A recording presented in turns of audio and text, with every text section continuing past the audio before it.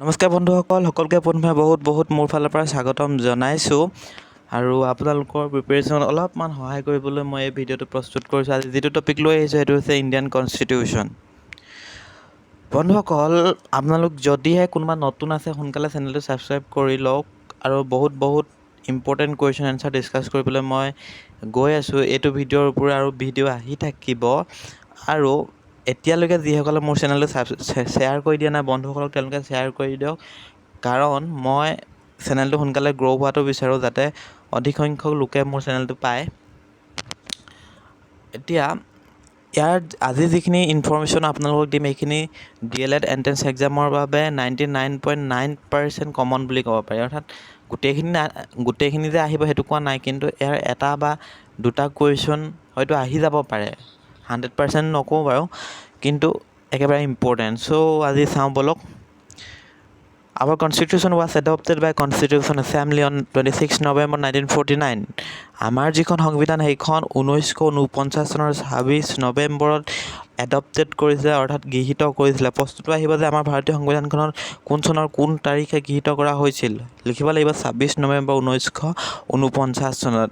আৰু কাৰ্যকৰী আৰু গৃহীত দুটা বেলেগ বস্তু। কাৰ্যকৰী হৈছিল 26 জানুৱাৰী 1950 চন। 26 জানুৱাৰী 1950 আমাৰ সংবিধানখন মানে কামত খটুৱাইছিল। আগতে এখন কেৱল মাত্ৰ গৃহীতহে হৈছিল, তাৰপিছত কাৰ্যকৰী হৈছিলে 26 জানুৱাৰীত। আৰু 26 জানুৱাৰীত আমি কি হিচাপে পালন কৰোঁ? আমি পালন কৰোঁ গণতন্ত্ৰ দিৱস হিচাপে। বন্ধুসকল, জানেনে আমাৰ ভাৰতবৰ্ষৰ যিখন সংবিধান সেইখন হৈছে পৃথিৱীৰ ভিতৰত সকলোতকৈ দীঘল সংবিধান। সেইটো আহিব পাৰে যে পৃথিৱীৰ ভিতৰত দীঘল সংবিধানখনৰ নাম কি? সেইখন হৈছে ভাৰতীয় সংবিধান। আৰু যেতিয়া অৰিজিনেলি পোনপ্ৰথমে যেতিয়া সংবিধানখন গৃহীত কৰা হৈছিলে তেতিয়া 22টা পাৰ্টছ আছিলে, 395টা আৰ্টিকল আছিলে আৰু 8টা শ্বেডুল আছিলে। শ্বেডুল মানে অনুসূচী, পাৰ্টছ মানে অংশ, আৰ্টিকল মানে অসমীয়াটো মনত পৰা নাই। মুঠতে 22টা পাৰ্টছ, 395 আৰ্টিকল আৰু 8টা শ্বেডুল আছিলে। এতিয়া বৰ্তমান কি হৈছে, মই নেটত চাৰ্চ কৰিছিলোঁ, বৰ্তমান সংবিধানত 448টা আৰ্টিকল, 25টা পাৰ্টছ আৰু 12টা শ্বেডুল আছে। পোনপ্ৰথমে কিন্তু 8টা আছিলে। আমাৰ যিখন সংবিধান প্ৰস্তুত কৰিছিলে তাৰ আগত এখন কনষ্টিটিউশ্যন এছেম্বলি পতা হৈছিলে আৰু কনষ্টিটিউশ্যন এছেম্বলিয়ে এখন ড্ৰাফটিং কমিটি বনাই দিছিলে। ড্ৰাফটিং কমিটিৰ চেয়াৰমেন হিচাপে কাৰ্যনিৰ্বাহ কৰিছিলে ডক্টৰ B.R. আম্বেদকাৰ, অৰ্থাৎ ভীমৰাও আম্বেদকাৰ। আৰু ড্ৰাফটিং কমিটিখন 29 আগষ্ট 1947ত স্থাপন কৰা হৈছিলে। সেইটো ইম্পৰ্টেণ্ট কথা।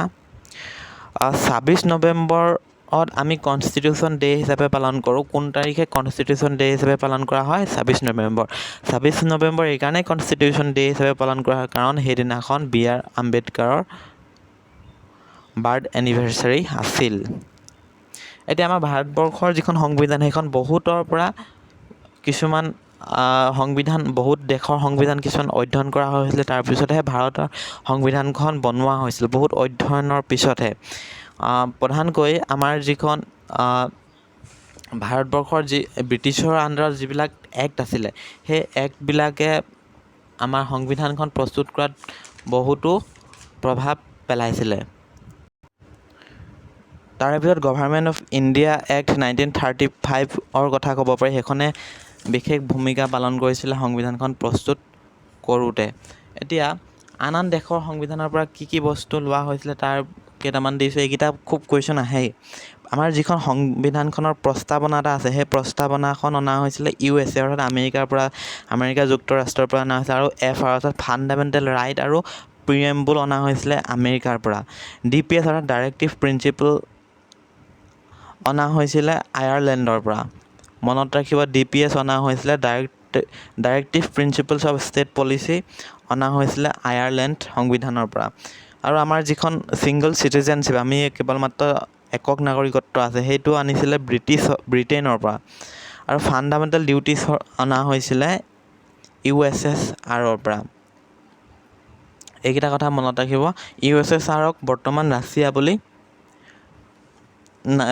বুলি জনা যায়। তাৰপিছত আৰু এটা কথা, আমাৰ সংবিধানত কেইটামান বিশেষ বস্তুৱে গুৰুত্ব পাইছিলে, সেইকেইটা হৈছে ফ্ৰেঞ্চ ৰিভলিউশ্যনৰ লিবাৰ্টি, ইকুৱেলিটি এণ্ড ফ্ৰেটাৰ্নিটি, অৰ্থাৎ সেইকেইটা বস্তু অনা হৈছিলে ফ্ৰেঞ্চ কনষ্টিটিউশ্যনৰ পৰা। আৰু আমাৰ প্ৰস্তাৱনাত এইকেইটা কথা লিখা আছে, লিবাৰ্টি, ইকুৱেলিটি এণ্ড ফ্ৰেটাৰ্নিটি, এইকেইটা কথা তেনেহ'লে ফ্ৰেঞ্চ কনষ্টিটিউশ্যনৰ পৰা লোৱা হৈছিলে। এইটো কথা মনত ৰাখিব পাৰিলে লিখি ল'ব। তাৰপিছত আহিলোঁ, আমাৰ সংবিধানখন মাজে মাজে এমেণ্ডমেণ্ট কৰি থকা হয়, অৰ্থাৎ সংশোধন কৰি থকা হয়।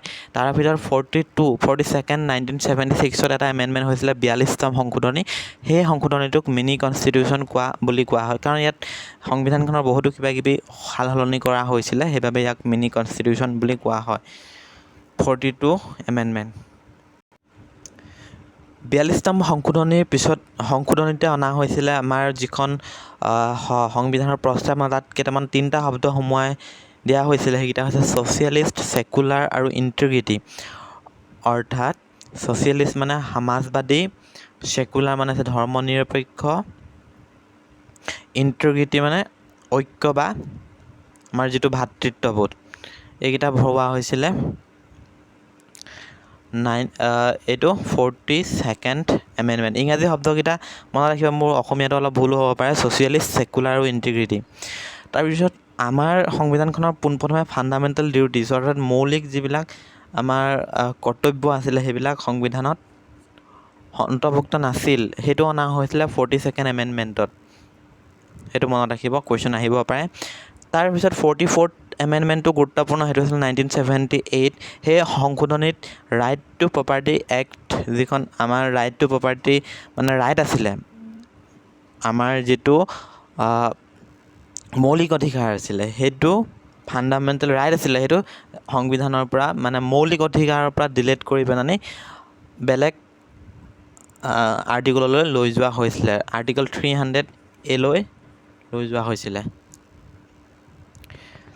তাৰপিছত এটা সংবিধানৰ যিবিলাক পাৰ্টছ আছিলে, সেই পাৰ্টছবিলাক মনত ৰখাটো খুবেই প্ৰয়োজনীয়, কাৰণ সেই পাৰ্টছবিলাক কেতিয়াবা আহে যে আমুক বিষয়টো পাৰ্টটো আমুক মানে টপিকটো কোনটো পাৰ্টত আছে, কোনটো পাৰ্টত অন্তৰ্ভুক্ত। সেইবাবে মই এটা আপোনালোকৰ ট্ৰিক লৈ আহিছোঁ, সেইটো ট্ৰিকৰ জৰিয়তে আপোনালোকে মনত ৰাখিব পাৰিব, কেতিয়াও নাপাহৰে। বাক্যটো মনত ৰাখক, useless coconut fruit does not fill your stomach. Useless coconut fruit does not fill your stomach. ইয়াৰ প্ৰত্যেকটো শব্দৰ প্ৰথম আখৰকেইটা ৰেড কালাৰ আছে, চাওক, UCFDFUR। বাক্যটো যেতিয়া মনত ৰাখিব আপোনালোকে ইউজলেছ বুলি মনত ৰাখোঁতে এটা শব্দ মনত পৰি যাব, useless coconut fruit does not fill your stomach. U for union and its territory. Union and its territory আছে পাৰ্ট 1ত। C for citizenship. চিটিজেনশ্বিপ আছে পাৰ্ট 2। ইয়াত সংবিধানত ৰোমান সংখ্যাত লিখা থাকে, মই ৰোমান সংখ্যাত লিখা নাই, 1-2কৈ দিছোঁ, আপোনালোকে সেইটো ভুল নুবুজিব। তাৰপিছত এফ আছে, ফ্ৰুইট বুলি পাইছিলে, এফ ফৰ ফাণ্ডামেণ্টেল ৰাইটছ। সেইটো আৰু এটা ইম্পৰ্টেণ্ট, ফাণ্ডামেণ্টেল ডিউটিছ কোনটো পাৰ্টত মানে আছে বা কোনটো আৰ্টিকলত আছে। পাৰ্ট হ'লে 4A আৰু আৰ্টিকল হ'লে 51A। মনত ৰাখিব, U for union 5 part, S for states part 6।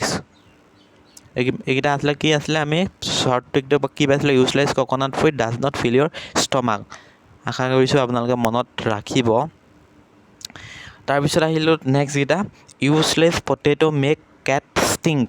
Useless potato make cat stink, অৰ্থাৎ এইকেইটা এতিয়া আমি লগাই পেলাই বাক্যটো যেতিয়া মনত ৰাখিব, তেতিয়া এইডোখৰ মনত ৰাখিব পাৰিব।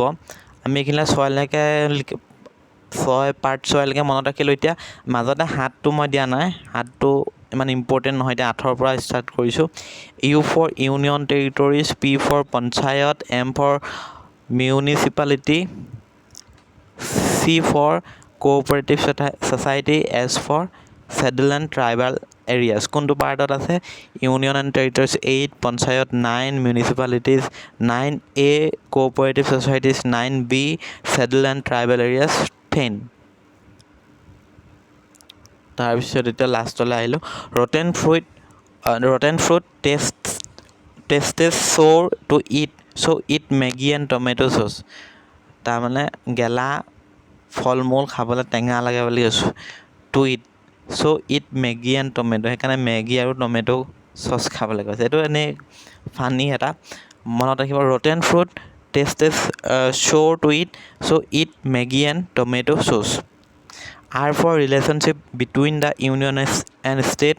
F for finance, property, contracts and switch. তাৰপিছত 3 for trade, commerce, intercourse within India. তাৰপিছত আহিলে S for service under the union and states. T for tribunals. E for election. M for miscellaneous. A for amendment of constitution. T for temporary, transitional and special provisional. Special status of status দুটা হৈ গ'ল। তেনেহ'লে আমাৰ short ট্ৰিকটো কি আছিলে আগৰ পৰা চাই লওঁ। rotten fruit, R for মনত ৰাখিব, R বুলি ক'লে ৰিলেশ্যনশ্বিপ হ'লে মনত ৰাখিব, relationship between the union and states. rotten fruits taste sure to eat, so eat Maggi and tomato sauce। এইটো আপোনালোকে বহীত লিখি ল'ব, তেতিয়া আপোনালোকৰ বাবে সুবিধা হ'ব।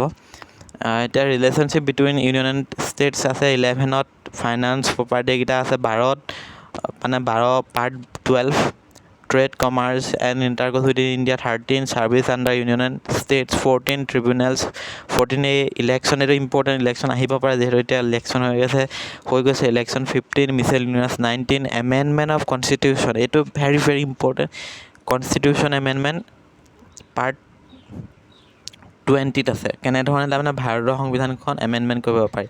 আৰু আৰ্টিকলটো হৈছে 368, মনত ৰাখিব 20 হৈছে পাৰ্ট আৰু আৰ্টিকল 368। আৰু T for টেম্পৰেৰী ট্ৰেনজিশ্যনেল, এইটো আছে 21ত।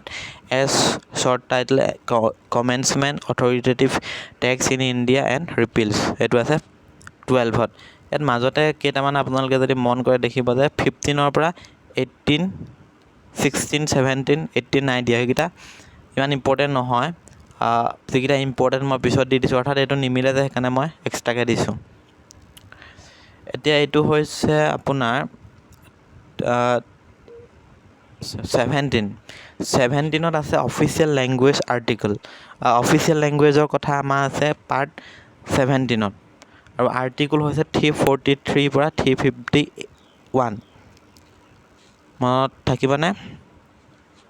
17 পাৰ্ট 17 আৰ্টিকল 343 বা 351। আৰু কোনকেইটা আমাৰ অফিচিয়েল লেংগুৱেজ, সেইটো শ্বেডুল কোনটো অনুসূচীত আছে বুলি ক'লে এইটোহে ইম্পৰ্টেণ্ট, কোনটো শ্বেডুলত আমাৰ অফিচিয়েল মানে লেংগুৱেজখিনি লিখা আছে সংবিধানত, কেইটা লেংগুৱেজ স্বীকৃতি দিছে, 22টা লেংগুৱেজ সংবিধানত স্বীকৃতি দিয়া হৈছে ভাৰতীয় লেংগুৱেজ, 12 লেংগুৱেজ ইন 8 শ্বেডুল, মনত ৰাখিব। লেংগুৱেজকেইটা ইয়াত লিখি থোৱা আছে, চাই ল'ব পাৰিব, মই PDF-টো আপোনালোকক দি দিম ডেছক্ৰিপশ্যনত। তাৰপিছত আহিলে ইমাৰ্জেঞ্চি প্ৰভিজন।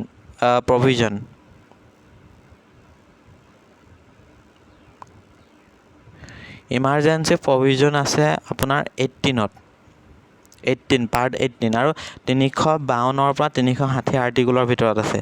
এতিয়া আমাৰ আৰ্টিকুল নহয়, ইমাৰ্জেঞ্চি আমাৰ 3 প্ৰকাৰ, সেইটো মনত ৰাখিব। নেশ্যনেল ইমাৰ্জেঞ্চি ইন ষ্টেট, অৰ্থাৎ প্ৰেচিডেণ্ট ৰুল, আৰু ফাইনেন্সিয়েল ইমাৰ্জেঞ্চি 352 মতে নেশ্যনেল ইমাৰ্জেঞ্চি, এইটো কেনেকৈ আহিব পাৰে, কোনটো আৰ্টিকুলৰ মতে নেশ্যনেল ইমাৰ্জেঞ্চি দিয়া হয়। National emergency 352, state emergency 356, financial emergency 360।